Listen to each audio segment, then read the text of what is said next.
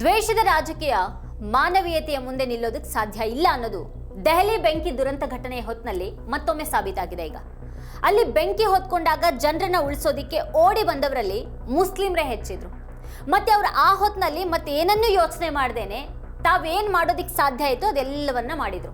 ತಮ್ಮ ಜೀವನವನ್ನೇ ಪಣಕ್ಕಿಟ್ಟು ಅವ್ರು ಹೋರಾಡಿದ್ರು. ತಮ್ಮ ಜೀವನೋಪಾಯಕ್ಕೆ ನಷ್ಟ ಆದ್ರೂ ಪರವಾಗಿಲ್ಲ, ಅದನ್ನ ಚಿಂತೆ ಮಾಡ್ದೇನೆ ಪ್ರಾಣ ಕಾಪಾಡೋದಿಕ್ಕೆ ಅವರೆಲ್ಲ ಮುನ್ನುಗ್ಗಿದ್ರು. ರಿಯಾಜುದ್ದೀನ್ ಅನ್ನೋರು ಬೆಂಕಿ ಹೊತ್ಕೊಂಡ ಕಟ್ಟಡದ ಹೊರಗೆ ತನ್ನ ಅಂಗಡಿಯ ಎಲ್ಲಾ ಹಾಸಿಗೆಗಳನ್ನ ತಂದು ಹಾಕಿದ್ರು.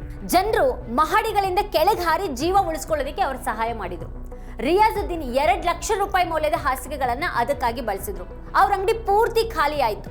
ಕಟ್ಟಡ ಉರಿತಾ ಇರೋದನ್ನ ಮತ್ತೆ 2ನೇ ಮತ್ತೆ 3ನೇ ಮಹಡಿಯಲ್ಲಿ ಜನರು ಸಿಕ್ಕಾಕೊಂಡಿರೋದನ್ನ ಕಂಡಾಗ ರಿಯಾಜುದ್ದೀನ್ ಅಲ್ಲಿಂದ ಓಡ್ ಹೋಗ್ಲಿಲ್ಲ.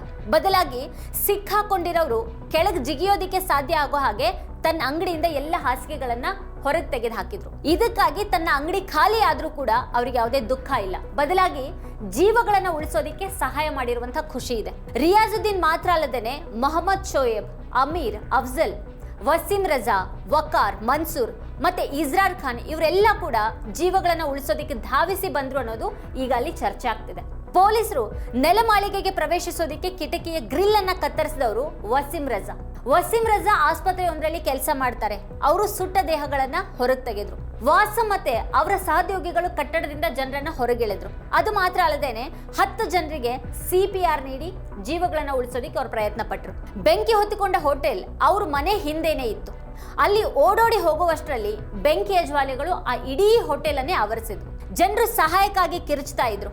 ಆ ಸಮಯದಲ್ಲಿ ಸ್ಥಳೀಯ ಪೊಲೀಸ್ ಠಾಣೆಯ ಪೊಲೀಸ್ ತಂಡ ಮಾತ್ರನೇ ಅಲ್ಲಿತ್ತು. ಯಾವುದೇ ಅಗ್ನಿಶಾಮಕ ತಂಡ ಇರಲಿಲ್ಲ. ಆಗ್ಲೇನೆ ಹಾಸಿಗೆಗಳನ್ನ ನೆಲದ ಮೇಲೆ ಹಾಕಿ ಕಟ್ಟಡದೊಳಗಿರೋರು ಜಿಗಿಯೋದಿಕ್ಕೆ ಅನುಕೂಲ ಮಾಡಿಕೊಡುವಂತ ಯೋಚನೆ ಬಂದದ್ದು. ರಿಯಾಜುದ್ದೀನ್ ಕ್ಷಣ ಕೂಡ ಯೋಚನೆ ಮಾಡ್ದೇನೆ ತಮ್ಮ ಅಂಗಡಿಯಲ್ಲಿದ್ದಂತ ಎಲ್ಲಾ ಹಾಸಿಗೆಗಳನ್ನ ಅಲ್ಲಿಗೆ ಸಾಗಿಸಿದ್ರು. ಎಲ್ಲಾ ಹಾಸಿಗೆಗಳನ್ನ ನೆಲದ ಮೇಲೆ ಹರಡಿದಾಗ ಮೇಲಿಂದ ಸಹಾಯಕ್ಕಾಗಿ ಕೂಗ್ತಾ ಇದ್ದಂತಹ ಜನರು ಕೆಳಗೆ ಜಿಗಿಯೋದಿಕ್ಕೆ ಸಾಧ್ಯ ಆಯ್ತು. ಇದು ಅವ್ರ ಜೀವಗಳನ್ನ ಉಳಿಸ್ತು.